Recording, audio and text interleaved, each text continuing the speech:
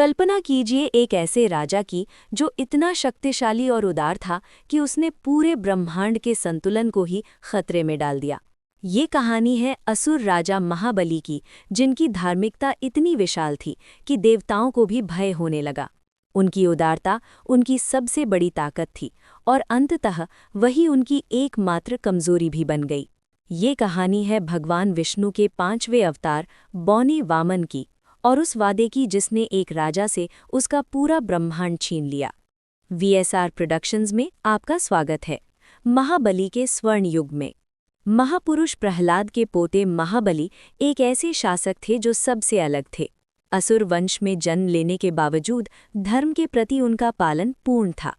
भागवत पुराण उनके शासनकाल को स्वर्ण युग के रूप में वर्णित करता है, जहां न कोई गरीबी थी, न कोई बीमारी और न ही कोई दुख। उन्होंने तीनों लोकों पर विजय प्राप्त कर ली थी और उनकी शक्ति देवताओं के राजा इंद्र की शक्ति से भी अधिक हो चुकी थी। उनका सबसे बड़ा गुण था दान के प्रति उनकी अटूट प्रतिबद्धता।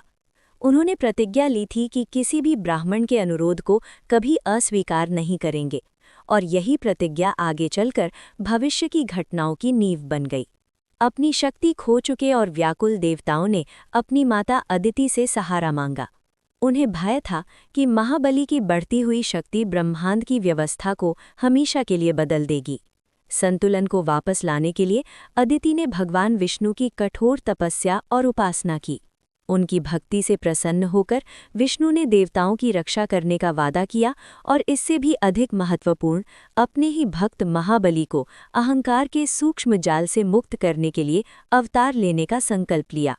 श्रावण मास की शुक्ल पक्ष एकादशी यानी श्रावण द्वादशी के पवित्र दिन भगवान विष्णु के 5वें अवतार वामन का जन्म हुआ।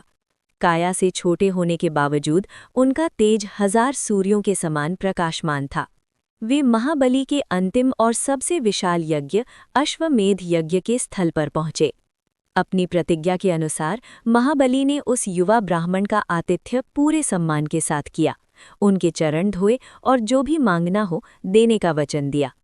वामन मुस्कुराए और बोले, हे राजा, मुझे सिर्फ उतनी भूमि चाहिए जितनी मैं अपने 3 कदमों में नाप सकूं। महाबली हंस पड़े। छोटे से बालक के इस छोटे से अनुरोध पर वे अमूसित हो गए, पर उनकी ज्ञानी गुरु शुक्राचार्य ने इस चाल को पहचान लिया। उन्होंने महाबली को चेताया कि ये स्वयं भगवान विष्णु हैं जो सब कुछ लेने आए हैं। फिर भी महाबली के लिए उनका वचन उनके राज्य से भी बड़ा था। उन्होंने घोषणा की, मैं किसी ब्राह्मण को दिया हुआ वादा कभी नहीं तोड़ सकता, भले ही वो स्वयं ब्रह्मांड के स्वामी क्यों न हो। और जल से संकल्प पूरा करते हुए उन्होंने अपना वादा सील कर दिया। जैसे ही जल वामन के हाथ को छुआ, वे विशाल होने लगे। तीनों लोकों के विजेता त्रिविक्रमा के रूप में उनका आकार आसमान तक फैल गया। अपने पहले कदम से उन्होंने पूरी पृथ्वी और नीचे के लोकों को नाप लिया। अपने दूसरे कदम से वे स्वर्ग लोक को भी पार कर गए। अब पूरा ब्रह्मांड नाप चुका था। तब वामन ने महाबली की ओर देखा और गंभीर स्वर में कहा, हे महाबली, तुमने मुझे 3 कदमों का वचन दिया था। 2 कदम मैं ले चुका हूँ, पर तुम्हारे राज्य में तीसरे कदम के लिए कोई जगह नहीं बची। अब बताओ, मैं अपना तीसरा कदम कहाँ रखूं? महाबली मुस्कुराए। उन्होंने अपना राज्य खो दिया था, लेकिन अपनी गरिमा नहीं। उन्होंने भगवान का अनुग्रह जीत लिया था। वे बोले, हे प्रभु, यदि कोई जगह शेष नहीं बची है तो कृपया अपना तीसरा कदम मेरे सिर पर रखिए। अहंकार के इस पूर्ण त्याग का उद्देश्य ही वामन अवतार का मूल संदेश था। प्रसन्न होकर भगवान विष्णु ने महाबली को सूतल लोक का अधिपति बनाया, एक ऐसा लोक जो स्वर्ग से भी अधिक भव्य था।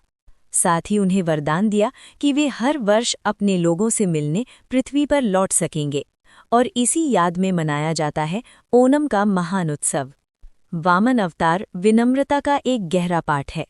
ये हमें सिखाता है कि सच्ची भक्ति इस बात में नहीं है कि हमारे पास क्या है, बल्कि इस बात में है कि हम क्या त्यागने को तैयार हैं।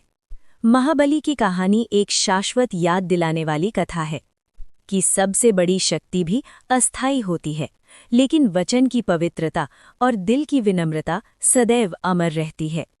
अगर आपको इस प्राचीन कथा से ज्ञान मिला हो तो कृपया वीडियो को लाइक करें और पुराणों के गहरे रहस्यों को जानने की इस यात्रा में VSR प्रोडक्शंस को सब्सक्राइब करना न भूलें।